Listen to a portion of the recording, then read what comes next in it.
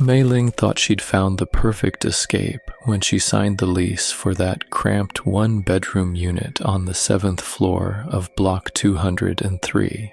The HDB flat wasn't much to look at, with its faded beige walls and outdated fixtures that belonged in the 1980s, but it was cheap, quiet, and most importantly, it was hers.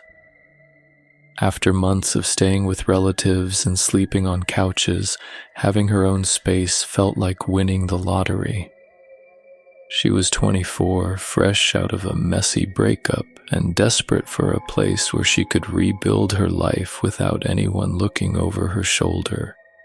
The building itself had that worn-down charm that older HDB blocks tend to develop after decades of weathering Singapore's humidity and monsoon rains.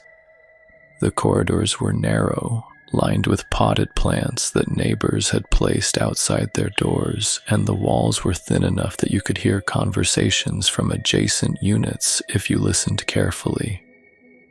But Mei Ling didn't mind any of that.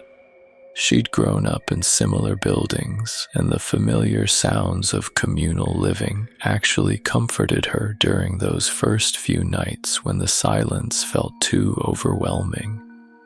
What she hadn't expected was how quickly that comfort would turn into something else entirely.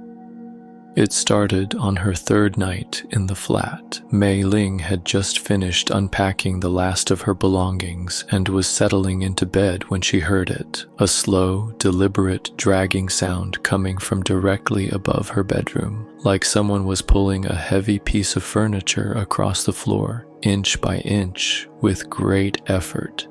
The sound would stop for a few seconds, then resume, moving from one end of the room to the other in a methodical pattern that suggested purpose rather than accident. Initially, she dismissed it as normal neighbor noise.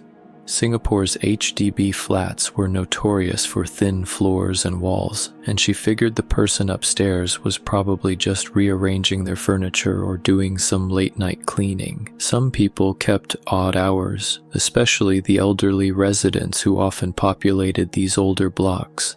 She pulled her pillow over her head and tried to ignore it, but the dragging continued for nearly an hour before finally stopping around 2 in the morning. The next night, the same thing happened. Same time, same deliberate dragging pattern, lasting roughly the same duration. This time, Mei Ling paid closer attention to the sounds. Between the dragging noises, she could make out what sounded like slow, shuffling footsteps moving back and forth across the floor. Heavy steps, like someone walking with great difficulty or carrying significant weight. Occasionally there would be a sharp tapping sound, rhythmic and precise, as if someone was using a walking stick or cane to steady themselves as they moved around the room. By the fourth night, Mei Ling had developed a strange anticipation for the sounds. She found herself lying in bed around 1:30, waiting for them to begin. When they did, she tried to map out the movement patterns in her mind. The dragging always started near what she assumed was the living room area, then moved toward the bedroom, then back again. The footsteps seemed to follow a specific route, pacing the same path over and over with mechanical precision. The tapping of the cane came at regular intervals, like a metronome keeping time for some invisible orchestra. What disturbed her most wasn't the volume or the late hour, but the repetitive nature of the sounds. Every night, the same sequence played out above her head with clockwork reliability. It felt less like someone going about their normal routine and more like someone compulsively repeating the same actions, trapped in an endless loop of movement that served no apparent purpose.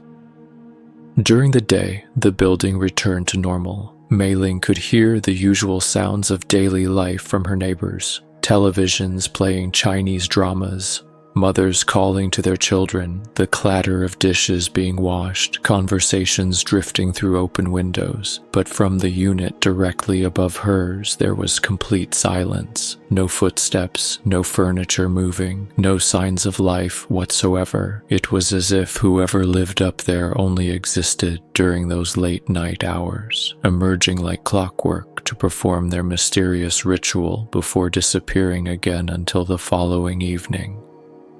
After a week of sleepless nights, Mei Ling's patience finally cracked. The sounds had grown louder and more aggressive, as if the person upstairs was becoming increasingly agitated or desperate. The dragging had turned into violent scraping, the footsteps had quickened to an almost frantic pace, and the tapping of the cane had become sharp and insistent, like someone pounding against the floor in frustration. She decided she had to confront her upstairs neighbor. The next morning, Mei Ling marched up the narrow staircase to the 8th floor with determination coursing through her veins. The fluorescent lights in the corridor flickered intermittently, casting uneven shadows across the peeling paint on the walls. She counted the units until she found the one directly above hers, apartment 08-15, and stood before its weathered wooden door. The brass numbers were tarnished with age, and she noticed that unlike the other units on the floor, there were no shoes arranged neatly outside, no potted plants, no signs of habitation whatsoever. She raised her hand and knocked firmly. Nothing. She waited 30 seconds and knocked again, this time more insistently. Still no response. But as she pressed her ear closer to the door, she could swear she heard something moving inside. Not the dragging sounds she'd grown accustomed to, but something subtler. A soft rustling, like fabric brushing against furniture, or papers being shuffled by an unseen hand. Just as she was about to knock a third time, the door to the adjacent unit opened.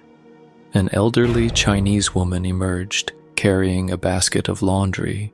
She wore faded floral pajamas and had her gray hair tied back in a loose bun. When she noticed Mei Ling standing at the door of 08-15, her expression shifted from mild curiosity to something that looked almost like fear. The woman approached slowly, glancing nervously at the door Mei Ling had been knocking on. In heavily accented English mixed with Hokkien, she began speaking in hushed tones. She explained that the unit had been empty for over 3 years, ever since the previous tenant passed away. The old lady who lived there, Apo they called her, had been a recluse who rarely left her apartment. She had no family visitors, no friends, and kept to herself for the final years of her life. According to the neighbor, Apo had developed some kind of obsessive routine in her later years. Every night she would drag her heavy wooden chair from the living room to the bedroom window, where she would sit for hours staring down at the courtyard below. The chair was old and cumbersome, and moving it required tremendous effort for someone of her age and frail condition, but she did it religiously night after night, using her walking stick for support as she made the slow journey across her small apartment. The neighbor's voice dropped to barely above a whisper as she continued her story. She mentioned that other residents had complained about the nightly disturbances, the scraping and dragging sounds that would wake them up regularly. Some had even approached the housing authorities, but nothing was ever done. Ah Po was harmless, they said, just a lonely old woman with peculiar habits. Besides, she paid her rent on time and didn't cause any other problems. Then one morning, the smell started seeping through the walls. The familiar sounds had stopped abruptly 2 nights prior, and initially, the neighbors were relieved to finally get some peaceful sleep. But when the odor became unbearable and flies began gathering outside her door, they realized something was wrong. The authorities broke down the door and found Apo's body in her bedroom, slumped over in that same wooden chair she'd dragged to the window every night. The medical examiner estimated she'd been dead for at least 4 days. The neighbor gestured toward the door with a trembling finger, explaining that the unit had been cleaned and prepared for new tenants multiple times since then, but no one ever stayed long. Previous renters would complain about strange noises, cold spots in certain areas of the apartment, and an overwhelming sense of being watched. The housing board eventually stopped trying to rent it out, claiming there were structural issues that needed to be addressed, but the neighbors suspected the real reason was something far more unsettling. As Mei Ling absorbed this information, a chill ran down her spine that had nothing to do with the air conditioning in the corridor. She thanked the neighbor and slowly made her way back to her own apartment, her mind racing with the implications of what she'd just learned, the dragging sounds, the shuffling footsteps, the rhythmic tapping of a walking stick. All of it suddenly made horrifying sense. That evening, as she sat in her living room trying to focus on her laptop, Mei Ling found herself glancing repeatedly at the ceiling. The sun was setting, and the familiar anxiety began building in her chest as she anticipated what might come. She tried to rationalize what the neighbor had told her, searching for logical explanations. Maybe the sounds were coming from a different apartment, or perhaps the building's old infrastructure was settling in ways that created auditory illusions. Maybe her stress from the recent move and breakup was causing her to imagine things that weren't really there. But deep down, she knew she wasn't imagining anything. As the clock approached 1:30 in the morning, Mei Ling lay in her bed with every muscle in her body tense with anticipation. The silence stretched on, and for a brief moment, she allowed herself to hope that maybe the sounds wouldn't come tonight. Maybe learning the truth had somehow broken whatever strange connection existed between her apartment and the empty unit above. Then it started, the familiar dragging sound, slow and deliberate, moving across the floor directly overhead. But tonight, something was different.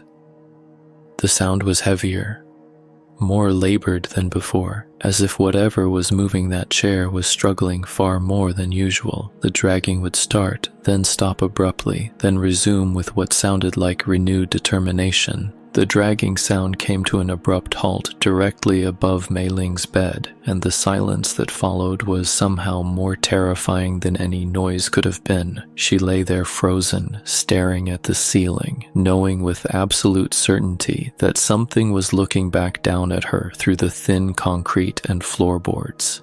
Minutes passed like hours, her heart pounding so loudly she was certain it would wake the entire building. Then came 3 deliberate taps against the floor, like someone knocking on a door, except the door was the ceiling above her head. The sound was soft but unmistakable, and it carried a weight that seemed to press down on her chest, making it difficult to breathe.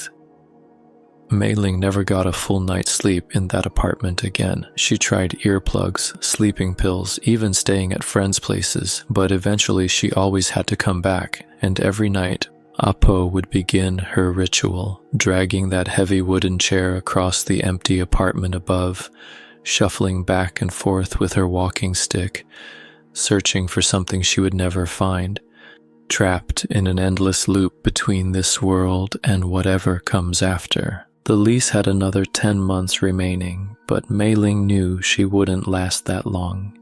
Some places hold on to their ghosts, and some ghosts refuse to let go of the living.